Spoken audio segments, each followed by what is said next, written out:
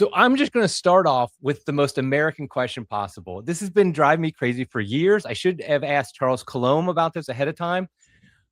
Okay, so you are an Archduke, right? Yes. Okay.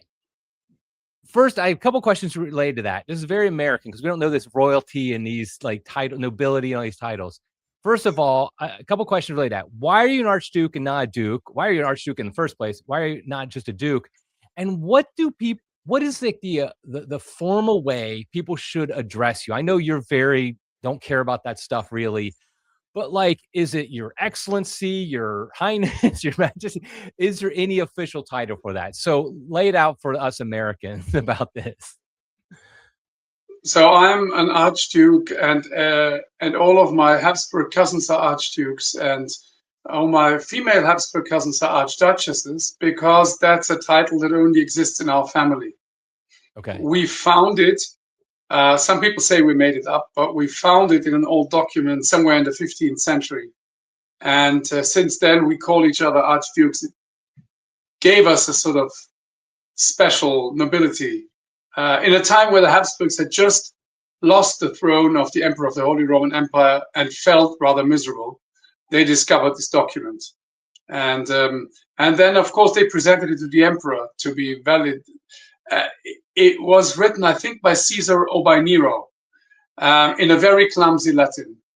So they presented it to the Emperor. The Emperor, together with Petrarca, the famous Renaissance intellectual, said it's obviously a forgery. The Habsburgs continued calling themselves Archdukes until the first Habsburg was emperor again. And then they took another look at the documents and found that they were absolutely valid. And when the emperor says a document is valid, then it's valid. So that's how we became Archdukes. And how to address an Archduke?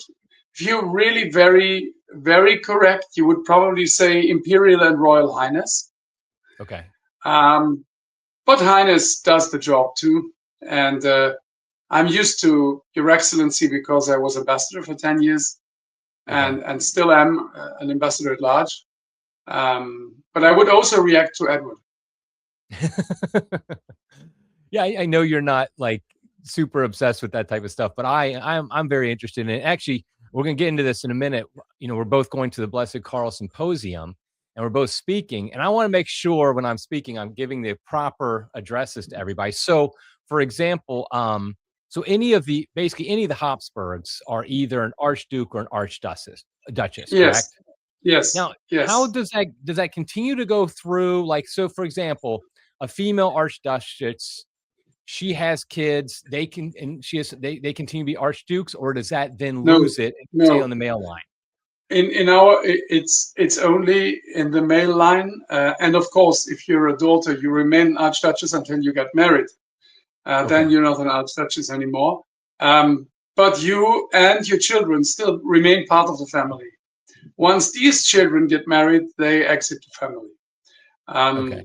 So one thing that you can tell if someone is an Archduchess and she marries somebody, and people who really are in the know, when they write a letter to her and her husband, they would write the name and title, or if he has a title of the husband, and then add Her Imperial Royal Highness Archduchess under it to show that they're aware that she was a Habsburg once. This happens sometimes in letters and in official things. But I mean, I don't have the title in my passport. It is something historic, and if I would ever dare to fling it around in Austria, they would probably give me a fine or something. So I'm not using it too much. So your sons are you have one son, or how many sons do you have? I've got one son and 5 daughters, and all of them are Archdukes, Archduchesses. Yes. Okay, right. And because you have a very similar setup that I do, because I have 1 son and 6 daughters. So our children, I think, are similar ages as well. So okay, I got that straight. So I'm blanking on her name. The granddaughter of Blessed Karl, who will be at the conference, Maria Anna Galitzin. Now she's a Princess Galitzin, but she's an Archduchess, of course, from birth. Right. Because she's a princess, because she married a Russian prince, right? Russian Prince Galitzin, yes. Okay. My So wife is yeah. coming with me to the conference, and she's really hoping her husband comes because she studied Russian. She was a Russian studies major. She loves Russia and, Wow. history and everything. So she would love to meet him, but we'll see. So, okay. So I got that straight. I feel like I'm going in now to the conference and I won't make a complete fool of myself. So Imperial and Royal, wait, is Imperial and Royal Highness, did you say? Is the Yes. official title? Okay. Okay. Or just Yes. Highness, or in your case, just Edward, whatever Yes. you might want to be. Okay. Okay. So the next thing before we really get into what we want to talk about today is, so a couple months ago, got off X. And so I have not really been there and seen anything going on. Every once in a while, I'll post links to things, but you're still on, I know. So you got to tell me what's going on at X in your world. Cause I know I loved your account. It's one of the things I actually missed about X. In fact, before I did this, I went on X yesterday just to look at your feed because I always loved it. So what's the latest on X from your world? I have 118,000 followers. I still manage to cultivate a very wholesome little bubble within X. I think that's very possible. I think anybody can do it. And by interacting in a wholesome way and gathering and collecting a group of wholesome followers that will interact in that way, you create little biotopes where people are nice to each other. I'm very, very, that's for me one of the greatest discoveries on X. The two greatest discoveries are that you can be as civil on X and be treated as civilly on X as you are in real life. And B, that X is a great possibility to get to know people who are, so to speak, in the other camp politically or in church vision than you are, and really get to know them by seeing how they interact, how they react, and then find that they are far more human than you think, even if they have very other positions than you have. I really believe that if you are on X and if you interact, if you not just post one link per day, but really interact, that I will have your number at least after 2 weeks. I will know what kind of person you are. You cannot put on a mask on X. If you interact, you will show your colors. And I've discovered people who are in a very different frame of mind and worldview than I am, who are considered enemies by some of my friends to be really good people. And I've found a few people who are considered part of our worldview to be not very nice people, just by the way you see them interacting on X. So that's why I like X. I actually like it. And my experience is a very positive one. That's great. Now, what do you do? Because I know you have it as well. When you have people respond like trolls or attack you or something, insult, whatever, do you ignore? Do you block? Do you try to interact? How do you handle that? Well, I am in the lucky situation that I can still answer. I could still answer to most people who reach out to me. I can answer to almost all direct messages I get.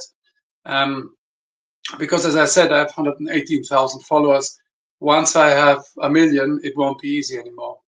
And so sometimes I see insults. Sometimes it's very obvious because most Americans, when they Google the word Habsburg, the first thing that comes to mind is the Habsburg jaw. Because there is a whole subset of people who just cannot amuse themselves enough about the fact that for about 150 years, a certain group of Habsburgs from the Spanish branch of the family had this very forward-jutting lower mandible. And there are a few paintings of the Spanish Habsburgs that will regularly be tweeted at me on X with very spicy and humorous comments, thinking that, nah, I've owned a Habsburg now.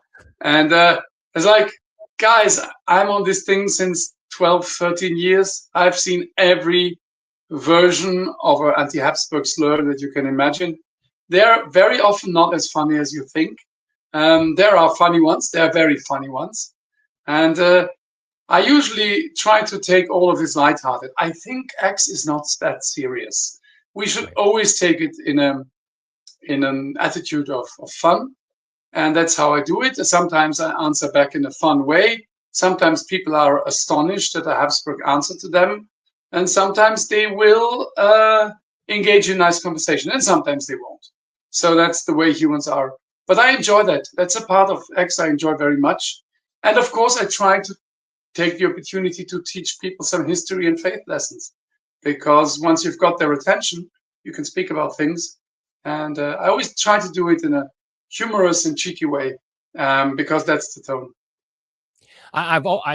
That was the one, like I said, I've been off X for a while, but I really did enjoy your account. And because I saw sometimes where people would just, they say something stupid about the Habsburg jaw or something like that. They think they're like, oh, they want, and you would just have a hilarious response where it was like, it was clear you weren't taking it too seriously. You were just like, I've heard it all. This isn't new to me or anything like that. And I thought that was a great way to disarm them, because I think a lot of them, they then responded differently. Like I found that when I'll get emails sometimes from people who will be very belligerent in something we published or something I wrote or whatever the case may be. And often when I try, and I'll be the first to admit, my first reaction often is to be upset, to, feel my pride insulted, whatever, look down on the person. But then I take a moment. You never send an email, shouldn't send anything on the internet out of anger. So I take a moment, think about it, and I try to respond to their actual point they're making, not the attacks. And I kind of ignore the insult. And I tell you, 9 times out of 10, they get back to me and they will say thank you. And often they will even apologize for their tone.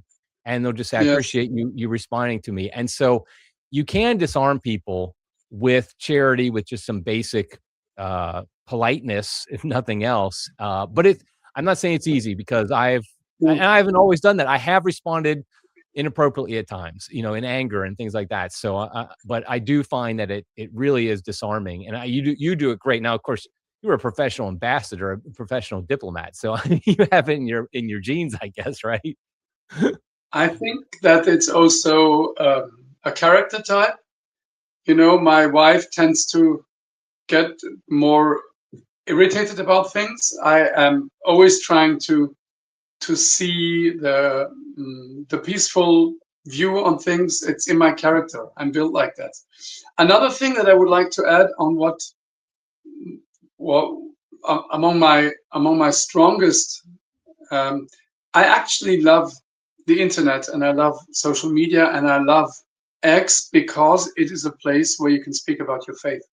Not just speak about your faith, give testimony of the Catholic faith in a way that I've never done it all my life.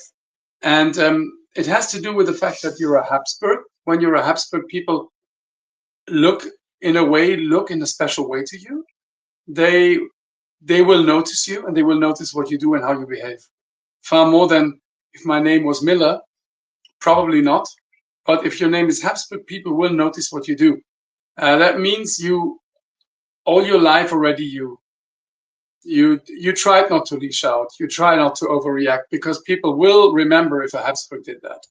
Right. But about faith is, people know Habsburgs are Catholic. So it's easier for me online to just give testimony of my faith. And if you knew the amount of faith conversations that began on direct message on X, people who wrote to me and say, I have this terrible problem, please pray for me, because they know I'm a Catholic person and I will pray for them. I always try to pray immediately for them. And with some of them, it became a conversation that went over months and years. And some of those became friendships in faith and other friendships. So it's really incredible what X has done and what the internet has done. The other thing is, if you want to speak to 1 million people or 2, you either must be lucky. And when I was young, 30 years ago, you had to be lucky and get into a TV interview, or you had to get past the gatekeepers at a newspaper and write an article. And now I can just sit in front of a camera, and if I'm lucky, 1 million of people will watch it. And my Twitter account, many of the things I write are seen by millions of people. That is a great thing, because I remember just before I went to Rome, I once sat and I thought, have I ever given testimony of my faith?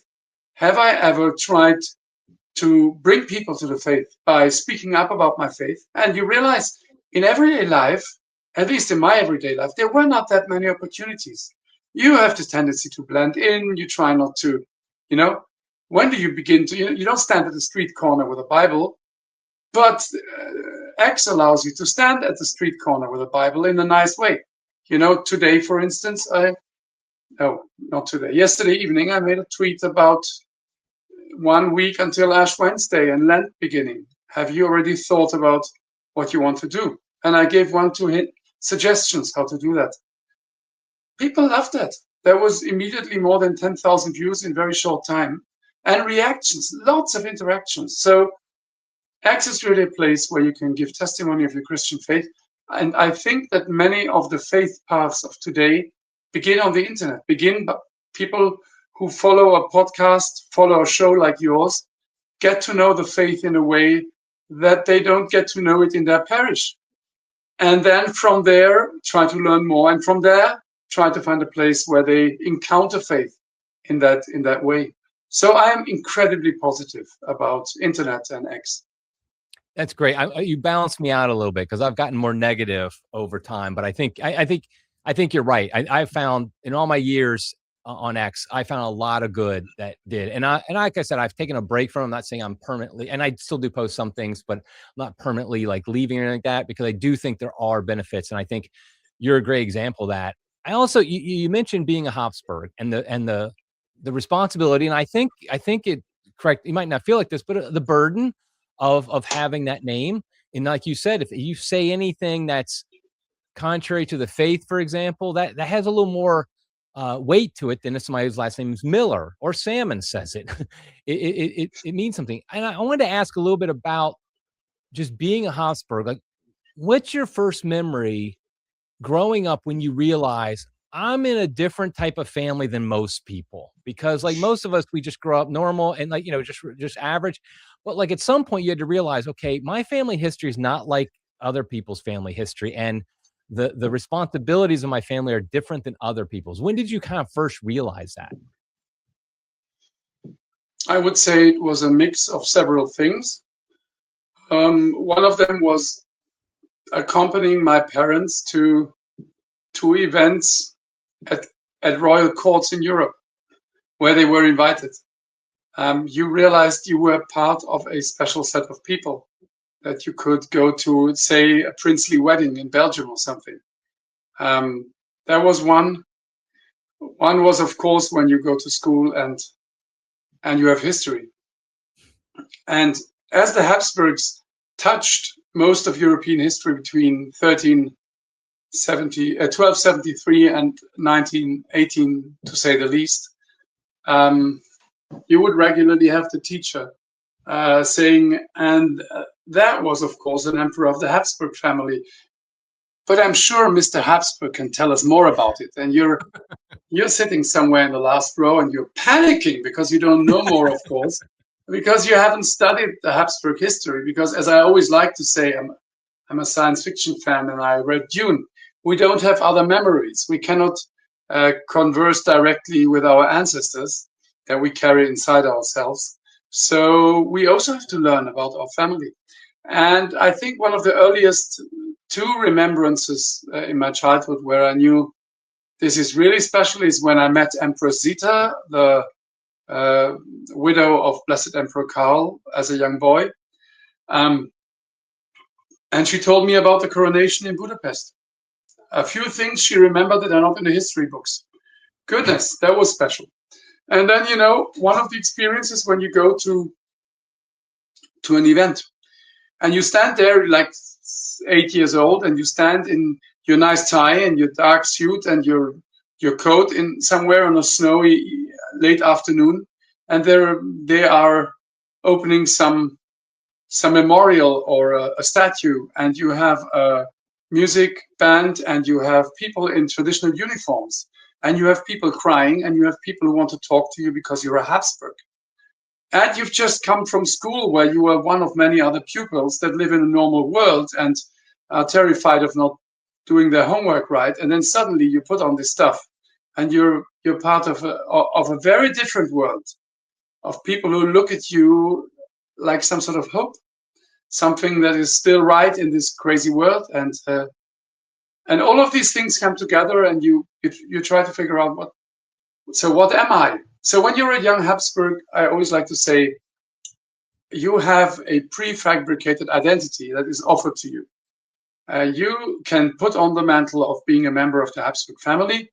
I mean, of course, living in the world and having a normal job, but on top of that, always being a Habsburg, and which means a certain set of responsibilities, a certain set of expectations, some duties, of course, advantages.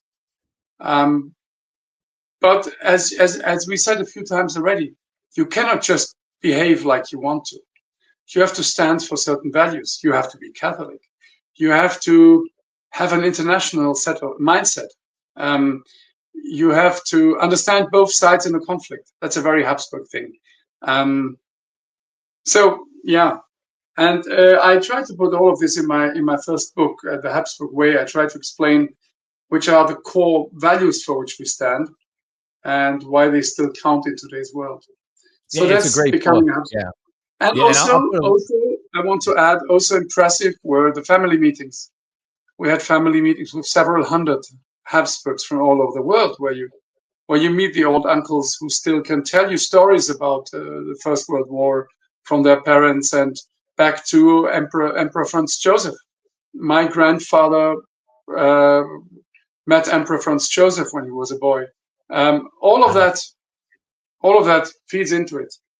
Do you still have these family meetings periodically? Yes. We had the last family meeting was in 2022. That was the centenary of Blessed Carol's death in Madeira. In 2016, we had one in Rome where we met Pope Francis, and so on. It's happening. It's continuing. Now, okay, so if you remember the Habsburg family, do you feel more inclined or less inclined to get involved in politics? Because I could see it going either way. And does it really matter on the person, or is there some of a kind of don't get too involved in politics is the idea, or is it the other way around? I suppose you would probably not try to get too involved in party politics for one country, but just out of caution. Going into diplomacy is my way of going into politics. I never went into politics. Some members of my family also went into politics. I think that's possible.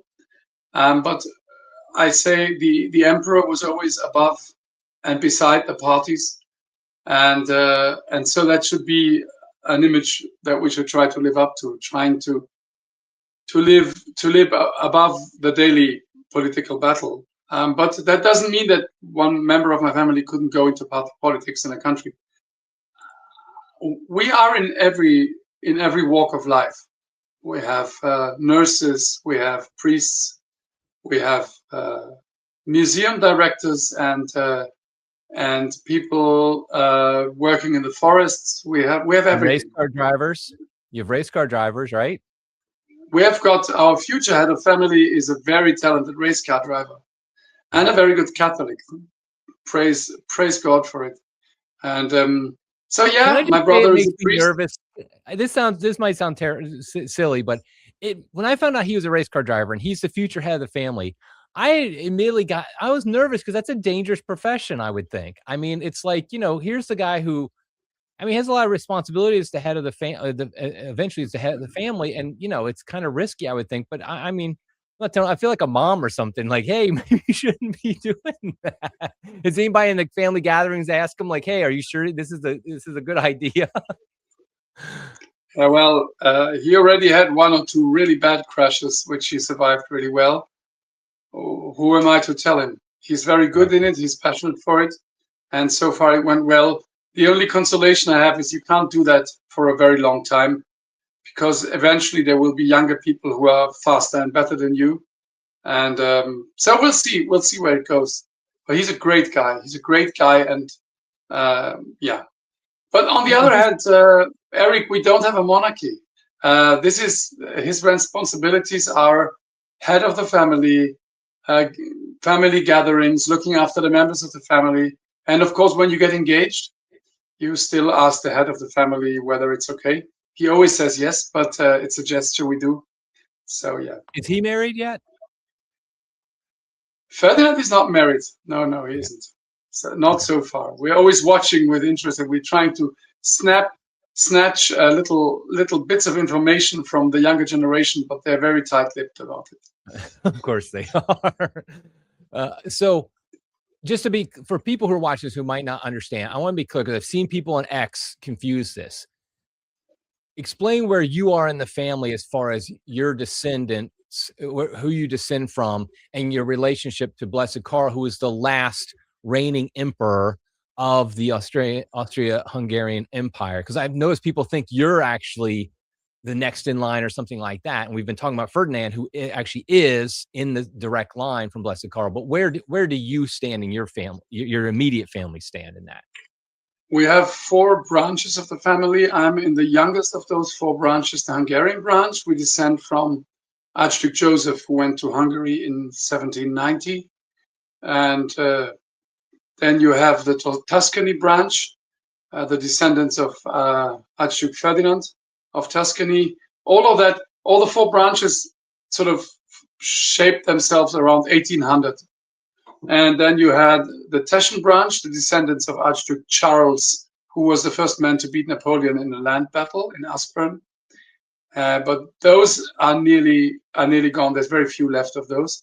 And then you what I call the Vienna branch, which is all the descendants of Francis II, and then Franz Joseph, and then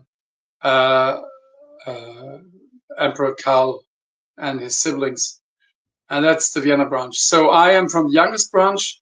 I am the penultimate Habsburg. Only my brother Paul is lower down. He's a priest, and people always like to say the Holy Roman Emperor followed me or something like that. And I always try to lower expectations. I would have to kill about 90 Habsburgs to become emperor. And the answer usually is, so you say there's a chance. Exactly. The meme always has to come up. So you're saying there's a chance. Exactly. So which emperor would be your great, a grandfather? Which was like the emperor that you would like, you descend is an uncle. The emperor I descend directly from is Emperor Franz Joseph and Empress Elizabeth Sissi. But of course, everybody above that. I mean, Francis the second, Empress Maria Theresia, Emperor Maximilian the last night, everybody back until Rudolf of Habsburg in 1273. So quite an interesting family branch. So you are directly descended from Emperor Franz Joseph? Yes, I do, but not the Habsburg way, because his daughter married a Prince of Bavaria, Gisela, and their daughter, Augusta, married my great-grandfather from the Hungarian branch of the Habsburgs. Okay. And so I descend of Franz Joseph, but not directly. Okay. So not directly in the male line. Right, exactly. Okay. So we're talking about the Habsburgs, and we've mentioned a couple times Blessed Karl. And I kind of mentioned already that in a couple weeks on March, I don't have the date now, which is 5th, 6th, 7th, March 7th. March 7th. Yes, March 7th in Dallas. There's going to be a Blessed Karl symposium. Both you and I are speaking. There's some other great speakers as well. The granddaughter of Blessed Karl, your son, I saw, D'Ambrosio, what's his first name? I can't remember now. He's great. And of course, it's all organized by David Ross, he's funny. David Ross, the guy who organizes it, because he's a great speaker. He might be one of the best speakers every year. And yet he's not like, he doesn't promote himself as a speaker. He's just like organizing, but he always gives a talk. And honestly, I often think that's the best talk of the event. He's just so inspiring. Yes. I think he could be a Baptist preacher, honestly. Absolutely. I see him standing in front of a huge audience in a church, and he would get them all of them. Yeah. David Ross is absolutely fantastic. The great thing about the Blessed Karl Conference in Dallas is, of course, the talks, yes, but the atmosphere in the hall, the people you meet, the exchange, and being surrounded by dozens and dozens and dozens and dozens of families with 7, 8, 9 children who have a deep devotion to Blessed Emperor Karl. It's such a great event. It's such a great event. I'm looking forward every time I'm going there, and I would really heartily encourage anybody who can afford to go there to go there. I remember when I spoke there, there was a family queuing up to say hello after my talk, and they had like 7 children. And I told them, where do you come from? And they told me a town on the East Coast. And I said, so how did you get here? They said, we drove yesterday. And tomorrow morning we're leaving and we drive again the entire day to get home. They left Friday very early in the morning to be in Dallas Friday very late in the night. And they left the next morning to be back home very late at night. It's really worthwhile. It's quite an event. I mean, you find a few funny people there. There are some people who are just, monarchists. Some of them have very, very special ways of expressing their joy about the Habsburgs. But it's really a place because why do we do these conferences? Why does the Ross family do these conferences? Because they believe that Blessed Karl stands for values that are important for our times, for the United States. Even the United States, who are a continent that never had a monarchy. In fact, a continent whose whole founding myth is built upon fighting monarchs, and they can profit from a strong dose of Habsburg values, and that's what you get there. Meeting with people who think like you, good talks, and great encounters.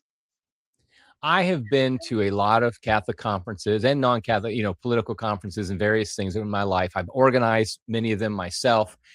And there's nothing like this one. When I come home from these, I've been to 2 or 3 now. And I come home, and one thing I tell my wife is that exactly what you just said. The talks are great. And I don't want to diminish the talks at all, because they're always informative, great. But it really is, the value of the conference is just hanging out. And it's not like any other conference I've been to.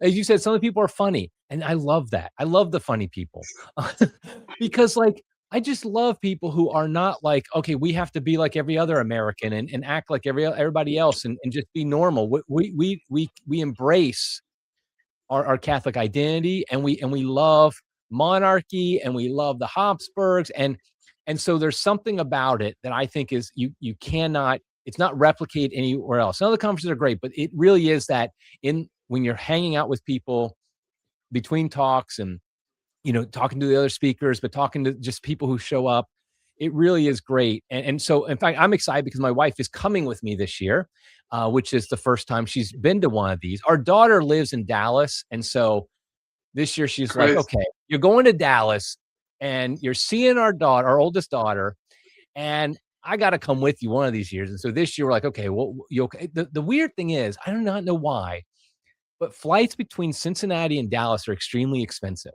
And it's a weird thing because it shouldn't be like that. But anyway, we're like, this year, okay, we're doing it because I want her to come to the conference, see our daughter. We're coming a day early so we can hang out with my daughter, but be at the conference and experience it, because it really is, such an event. So I'm doing a sales pitch here, I admit, because people should sign up. I will put a link in the show notes. I think it's just Blessed Karl. Here, I think I have it here. I think it's just blessedkarl.org or something like that. Where is it? Yeah, just blessedkarl.org, Karl with a K, Blessed Karl, and I'll put a link in the show notes.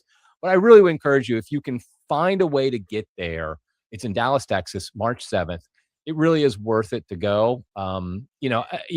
You can skip my talk if you want to, but other than that, it's going to be, it'll be a great conference. And so just on that topic as well, you kind of touch on it, but why do you think there's such an enthusiasm for Blessed Karl here in the United States? Because as you kind of hinted at, it's a weird thing. I mean, it's a monarch who was on the opposing side in the war, in World War I. And so everything about him kind of screams almost anti-American. Yet, from what I understand, America is one of the largest places of devotion to Blessed Karl in the world. I mean, our parish just added a Blessed Karl shrine just 2 years ago. We got a relic, we have a beautiful painting, we have a bust, and there's a little altar. And so like every time I go to church now, I take a little detour and I go where the shrine is and say a prayer to Blessed Karl. And I'm not the only one. I mean, so why do you think this is happening in America in particular? Well, Eric, afterwards, I want to have your opinion. I'm very curious because my theory is that Americans are straightforward people who want to trust the word of someone else. It's the frontier spirit. You want to be able to shake hands with your neighbors and trust them. And I think Americans want to trust their political leaders. Now, the last years or decades have been rough, and many Americans don't seem to find their trust in their political leaders anymore. And the Habsburgs are, not all of them were perfect. Some of them had faults. Some of them all of them were sinners. But I could really find out by studying for my book about, they tried to be good political leaders. They tried to be good sovereigns or monarchs to their people, looking after them and being true to a set of ethical values, which was the Catholic faith. You knew where they came from and what they stood for. And Blessed Karl was influenced in his political work by his faith. And he was a gentle and friendly man, an open and friendly, humorous, laughing man, a family father who deeply loved his wife. And he and his wife, when they were still Archduke and Archduchess, before they became emperors, went to visit the hospitals during the war, were with the wounded, were in the trenches. I really believe that Blessed Karl, but also quite a few other Habsburgs, are very much what Americans would want their political leaders to be, even if they are across the great divide, not just of the Atlantic, but also of monarchy versus republic. They feel that these are people who try to be upright and good. And I think that's my theory for the great attraction that Blessed Karl and the Habsburgs have in the United States. What do you think? I think that there is I think that today's problems, political problems, cultural problems, things like that, a lot of them have their foundation in that decade of the 1910s and the World War I and everything surrounding that a lot of our issues, from the Federal Reserve here being created to our involvement in World War I and kind of trying to becoming the world power that directs everybody, tells them what to do with Woodrow Wilson, things like that. I'm not saying everybody recognizes that, but I think instinctively people might see that. And Blessed Karl is literally in that time going the other direction. And he's really the one person. If you look at the 1910s, it really is an era of some really bad stuff going on. And some like the modern world really, I think, comes from that decade. Everything we have comes from that decade. And Blessed Karl, I mean, you could say Tsar Nicholas II as well, on some level as well, was against a lot of that too. But I think Blessed Karl in particular represented the one force that was saying, no, this isn't the right direction. This insane war. First and foremost, that's actually what my talk's going to be about is Blessed Karl as the Emperor of Peace. But this insane war we've all been kind of dragged into. And he wasn't claiming that he was like above anybody else or free from it, because he's obviously directing the war. He didn't start it. He was, he inherited it. But he saw how insane it was. And then also just the insanity of what Woodrow Wilson did and everything going on there. Like, I think that there's this instinctual, he's very anti-modernity. And I think more and more people, especially young people, are recognizing the problems of modernity. And so Blessed Karl kind of just stands out. Even, like I said, even if they haven't thought this all through, like I'm saying right here, he just comes across as a very anti-modern figure in the best ways. I mean, I'm with you. I like a lot of modernity. I'm not like anti-modernity in the sense of like, all, let's go back to living in huts or something like that. But the craziness of modernity, I think Blessed Karl really does represent that, again, a force against that, a personality against that. And I do think a lot of it is his standing up for peace, because I do think more and more Americans, especially young people, are getting tired of us continually getting involved in overseas conflicts and just thinking that we have to militarily get involved with everything. And Blessed Karl really represented a ruler who had been involved in war directly. This is not some peacenik hippie who had never seen. He saw directly the evil, the horror of war, and that's why he wanted to. That's why he strove for peace. So I think those are some of the factors that I think have made him an attractive figure to a lot of Americans. Yes, very good. I agree. That sounds very, very right. Yes. Okay, so now I want to talk about something else here. Like, okay, you were 10 years ambassador of Hungary to the Vatican, correct? About a decade, wasn't it? So now I know when you were the ambassador, you had to be diplomatic all the time, but can you tell us a little bit what that was like, including some the best parts of it, but also the worst parts? I'm not telling you to dish about people or anything like that, but just like, what did you like about it the most, and what did you not like about being ambassador to the Vatican? I liked nearly everything. It was an incredible privilege. You're so positive about everything. I love it. No, it was, as I sometimes told journalists, it's a bit like being a child locked into a chocolate factory overnight. I'm passionate about history. I'm passionate about church history. I love the popes. I love faith. I'm also a script writer and a writer. I speak languages. I love journalists. I love Roman history. I'm absolutely passionate about Roman history. I've been studying Roman history as part of my studies. All of that made this a very, very special task and job. And at the beginning of our talk, I told you about this atmosphere of courtesy and wholesomeness that I try to spread on X. This is the atmosphere that you meet when you meet with representatives of the Holy See. You have a state that is not being ruled by, but at least run on a very traditional protocol. And you are being really treated well there. And on the other hand, it's really a fascinating job, because from a political point of view, when you're the ambassador of Hungary to the Holy See,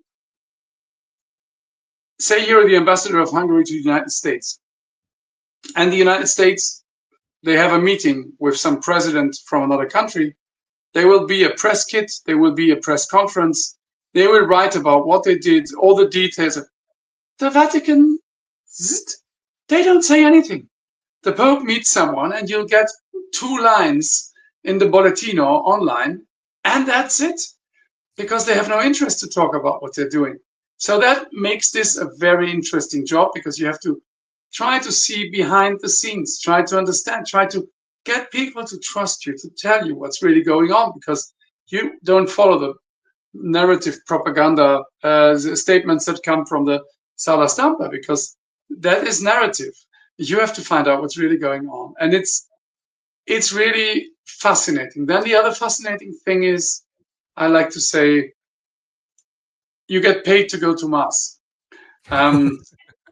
Part of my job was to regularly go to Mass, because every embassy, when they have their national holiday celebration, in Rome, they just don't make a cocktail or a conference to celebrate it, but always a Mass.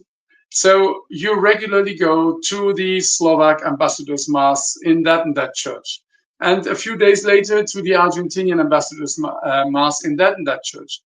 And you go to Mass a lot. I always say you don't have to be Catholic to work here, but I don't know how an atheist or an agnostic does it, because I'm very reminded of a wonderful quote in my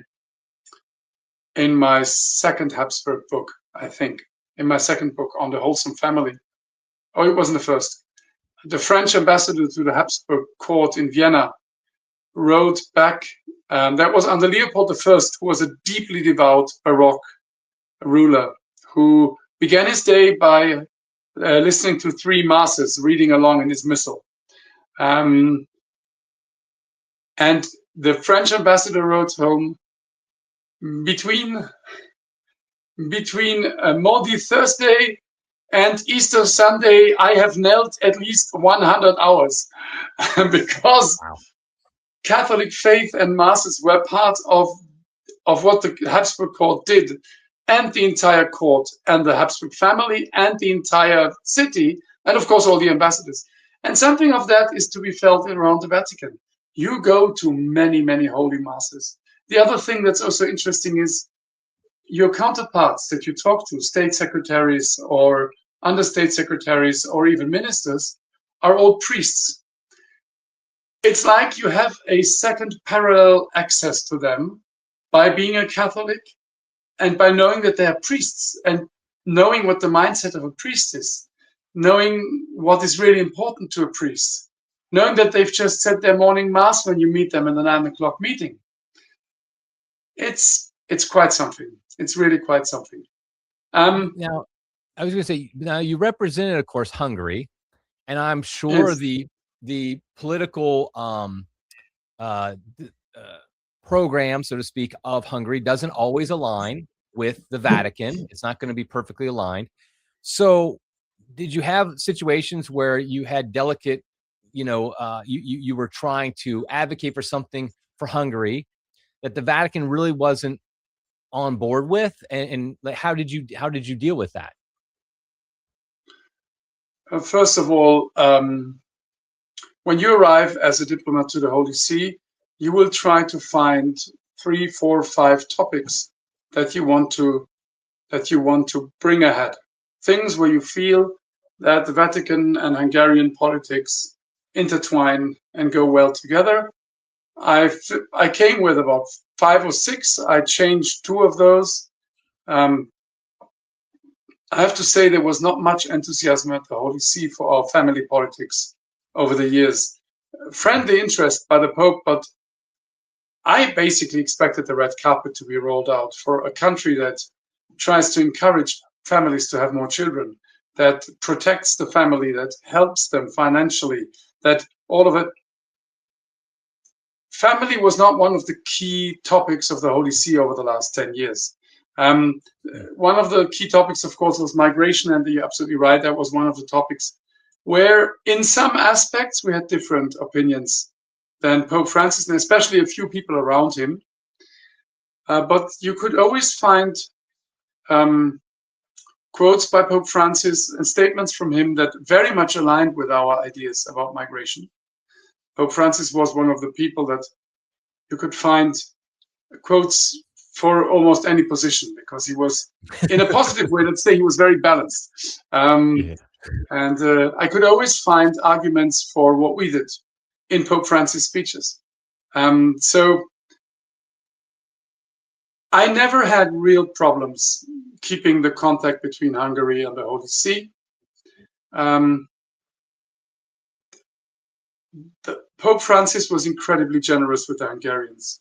And journalists never believed me that, because they would think, oh, he's for unlimited migration and Hungary's against, so he must hate you. He never did.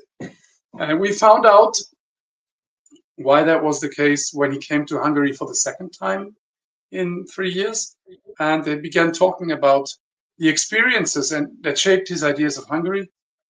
Encounters in his youth, encounters as a priest, encounters with nuns when he was a bishop.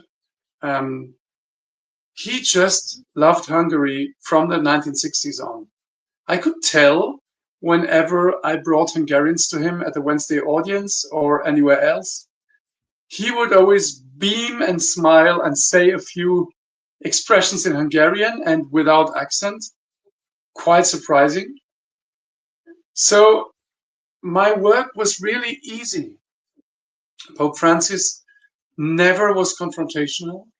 When you met him, he would try to find common ground. He was very good at that.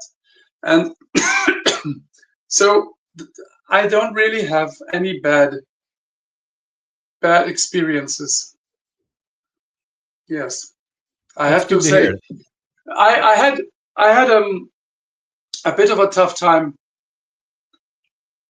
during COVID because the Vatican, for a certain time, tried to be more papal than the Pope in implementing regulations, and Okay. that wasn't always easy.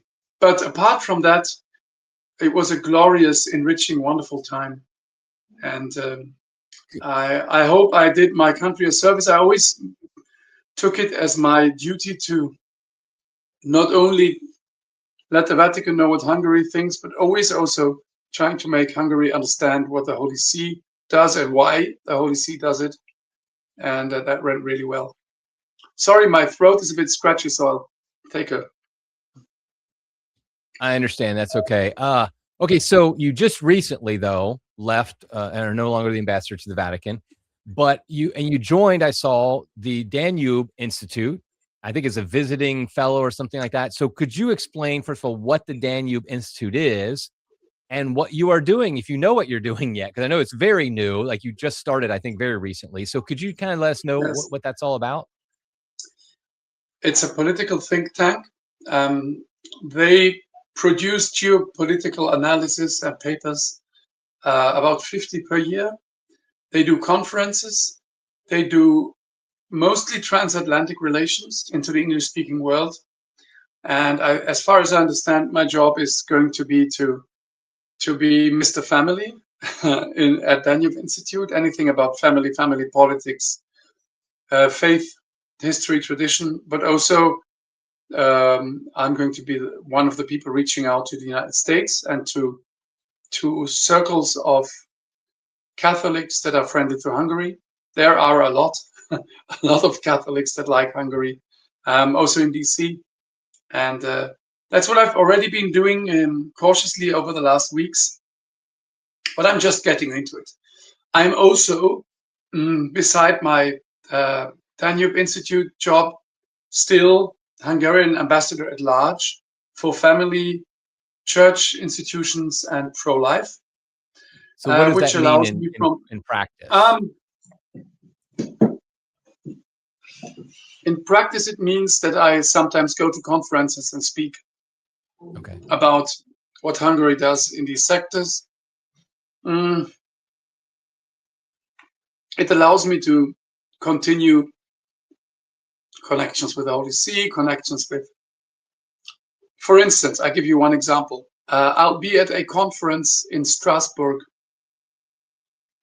end of March, where we're going to speak about protecting family in Europe nowadays against the dangers of transgenderism and what Hungary is doing for that. I'm going to speak at that conference. Recently, the European Union has decided to defund the family organization of the European Bishops' Conference, FAFCE, and we're going to protest against that. That would be a thing that I would not do with my Danube Institute hat, but with my ambassador at large hat. But I'm still figuring it out. In the end, I'm only that's an official government position, ambassador at large for the Hungarian government, correct? Yes, ambassador at large is a special ambassador post for a topic or for a special time, and then my deputy prime minister will tell me, Edward, we would like you to go to that conference and speak about our help for families, and I'll do that. So if somebody in America was having like a family or pro-life conference and they were talking about international, pro-life initiatives and things like that, they might invite you as a representative of Hungary to speak on that topic. Yes. Okay. Yes. Okay. That's great. I think that's awesome because I make no claims to be an expert on Hungarian politics or European politics like that, but everything I've seen has been very positive about Hungary's emphasis on the family. And I think that's great. And they really have gone a different direction than a lot of Western Europe has. And so I think having somebody like you to represent that is great. And so, and the Danube Institute, though, that's just a private Hungarian based, but it's just a private institute, correct? Think tank, correct? It's a Hungarian institute that is situated in Budapest, and it's, but as I say, it's mostly reaching out of Hungary. We're doing international stuff and in English mostly, because Hungary is a small country. We have less than 10 million inhabitants, but Hungary is a symbol very strongly outside of its borders for many people out there. So we're trying to work in that direction. So mostly the writing and speaking is going to be your main. Yes, writing, speaking, conferences, talks, encounters. Yes, mostly that. I'm also we're organizing a family conference in March. We're going to try to invite a few people from the United States.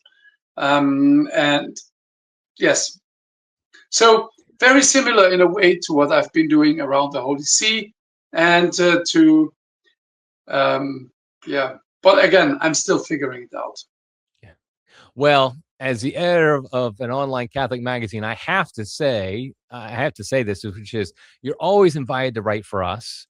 We'd love to have, if you have something you want to write about what Hungary's doing or about just the family, pro-life in general, we'll always be open to that. So I had to put that plug in there. So we'd love to have you. Thank you very much. I have heard you. Good.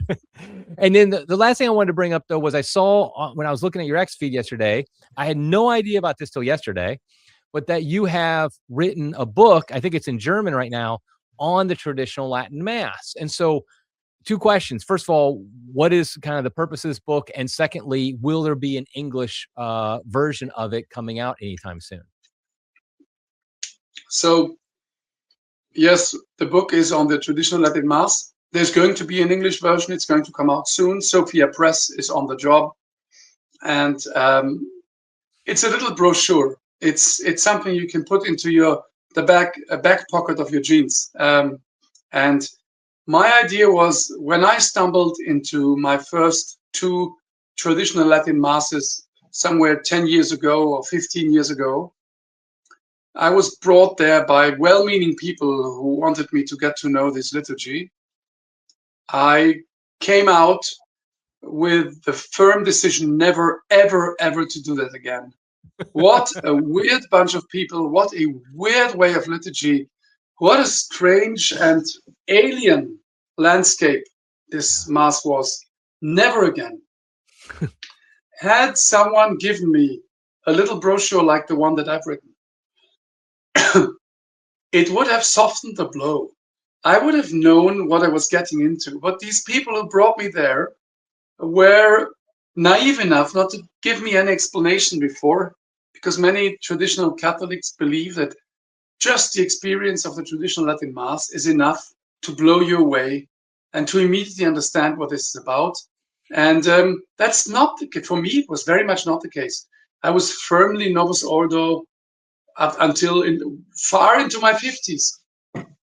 And all my marriage, my growing up, raising my children, everything was today's normal Catholic Mass.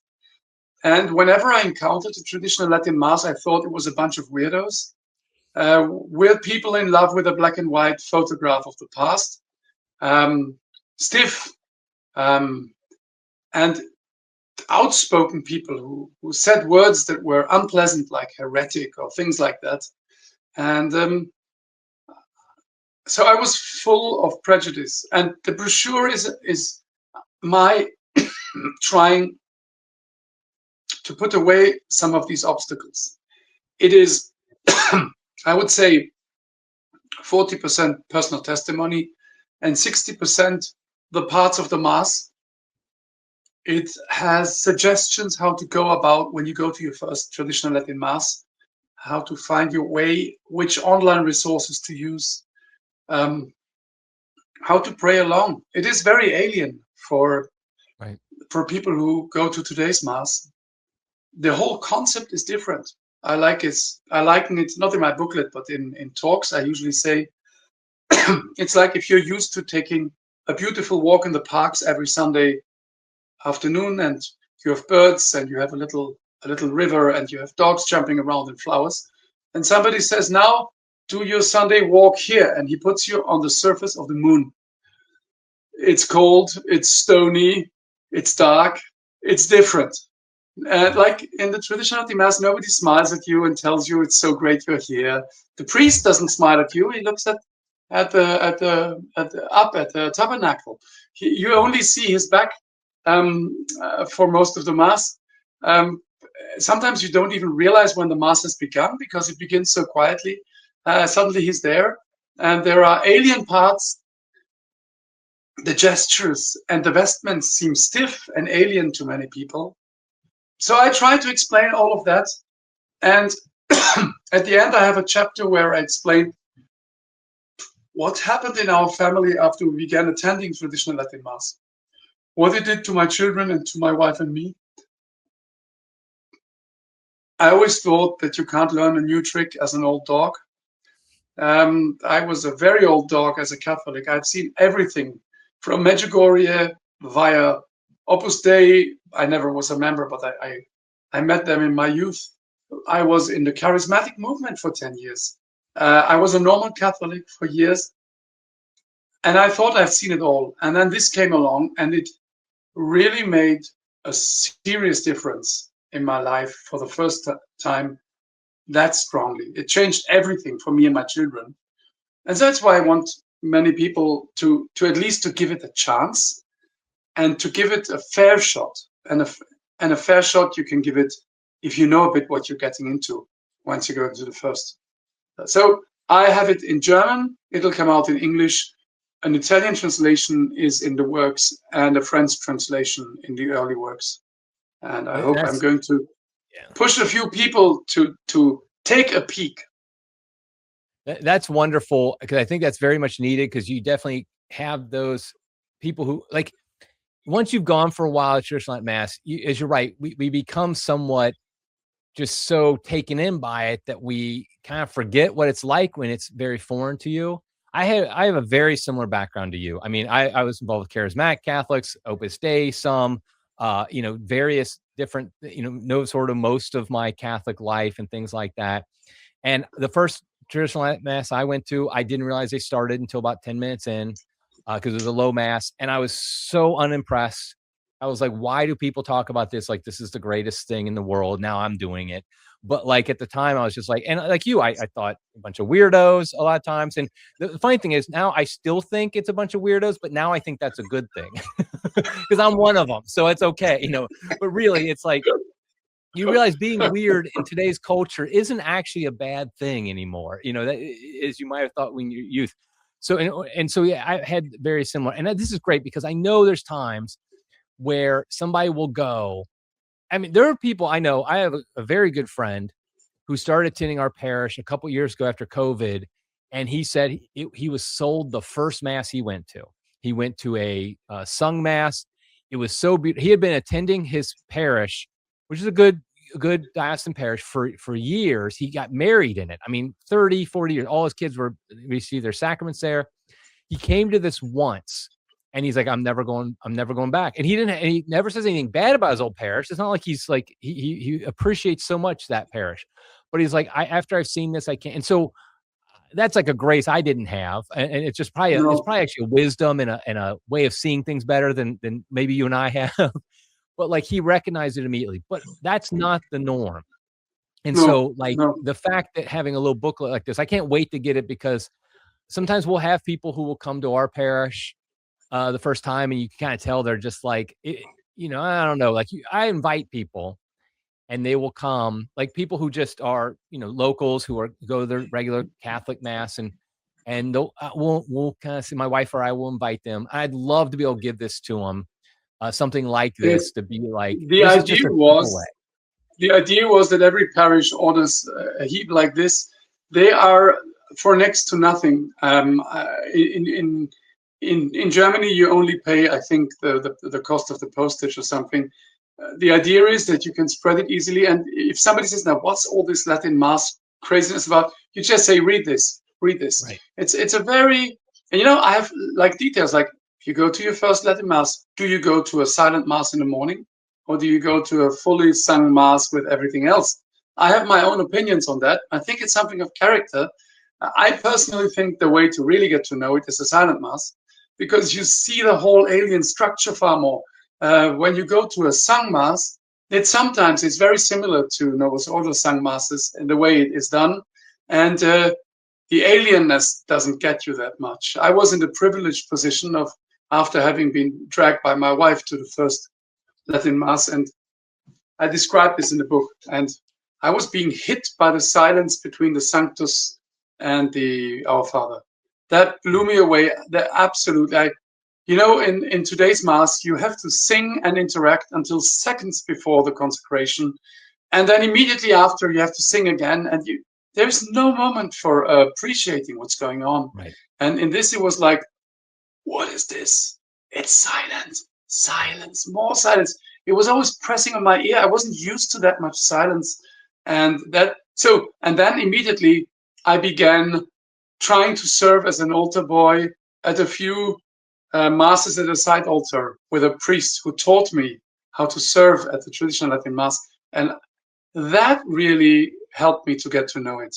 Because, I was an altar boy all my life. I was sure I can do this. No problem. I can serve at the altar. And it is so hard. It's so different. You understand the differentness of it when you serve as an altar boy. And my personal take is, I don't know. Characters are different. Some people need to go to a full pontifical mass with incense and vestments. I always tell people the three things that people immediately say, oh, you trads, you just go there for incense, Gregorian chant, and vestments. I didn't care for incense. I didn't care for Gregorian chants, and I'm not interested in vestments. That was not what attracted me to it. Right. But other people are. Other people will be simply blown away by the beauty of it. And I hope I can encourage many people to try it out. Yeah. And I write this in my book. Of course, I still go to today's mass. I'm not one of the people who only goes to Latin mass. But if I can, I go to Latin mass, and that's my modus operandi. In Rome, it was very easy because you have an incredible choice wherever you want. I'm definitely, I can't wait for it to come out, and I'm going to try to talk my pastor into maybe having a few in the back of church or somewhere that we can, for people who are visiting to look into. And I just think it's interesting because, like you said, different characters, different things. Like I've been attending church Lent mass pretty regularly for 15 years now. Yeah, 15 years. 2011 was when I started. And it's just now, literally just in the last month or two, I've decided I'm going to start following along the Latin and trying to understand the Latin more immediately. Like I've always just looked at the English side of the missal. And really? Always. I'm not a language guy. You're a language guy. That we're opposite on that. I am terrible at languages. I can barely do the English. So it's like trying to learn another language. I learned biblical Greek years ago to read it, but not hear it or speak it very well. But so I've been, and my wife, she teaches Latin. One of my daughters was a Latin major in college. My high school daughter is really into studying Latin well. So, it's on that side, but not me. But I was like, no, I'm going to actually go along with the Latin, not just to kind of hear sounds, but to really understand, okay, what is, and so I'm starting just with the prayers that's for the altar and just kind of like, okay, focus on just following the Latin there and being able to know what's being said and understand what's being said. But that's after 15 years. And so the reason I'm telling this is that another big thing you hear people say is like, I don't know Latin. I'm not a scholar. Why would I want to go to mass in Latin or something like that? Well, I've gone for 15 years without understanding Latin. Now, you pick things up. I know when the creed is sung, I know what's being said because I know the creed and the words are similar enough that I can follow along. But the point is that you don't have, there's different types of people. Some people who are super into Latin, they love that aspect of it. But I never have been. I want to enter into it because I feel like doing that, I feel like just another way I can kind of focus my mind on these prayers in a deeper way by actually reading, understanding them in Latin. So this is just another, I'll go on and on about it, so I won't. But like, I really am excited about your book, though. One thing that helped me very much was I read a description once of how a Holy Mass was followed by the faithful in the Middle Ages or in the 16th century. Most people didn't have a missal; they couldn't afford it. Some of them couldn't read. Many of them didn't understand the Latin, but that wasn't important. And this incredibly relaxing and salubrious message of the Latin Mass is, it's not so much about you. What's happening is happening. You are present. You watch with your eyes. You pray with your eyes. You pray by watching what the priest does. It's incredibly wonderful. And some masses you will read along and follow every word and be excited. And some masses the book is closed and you just watch. Right. And it's okay. And as the priest once said when I was kneeling as an altar boy behind him, and I said, but I don't understand what you're saying. And he says, I'm not talking to you. I think that's a wonderful, wonderful thing. I understood a lot then. So again, I have no aggressions whatsoever against today's Mass. And it was the Mass that shaped me, formed me, and made me a Catholic all my life. I've just had the impression to have discovered an afterburner that has totally given me a total new dimension. And it's wonderful. And not me, just my children too. So it changed so much, and I want other people to experience that. And if it's nothing for you, you go back to your church and be happy. Because what you learn as a cradle Catholic is that Catholic goes from here all the way to here. There's a lot of space for everybody. And That's wonderful.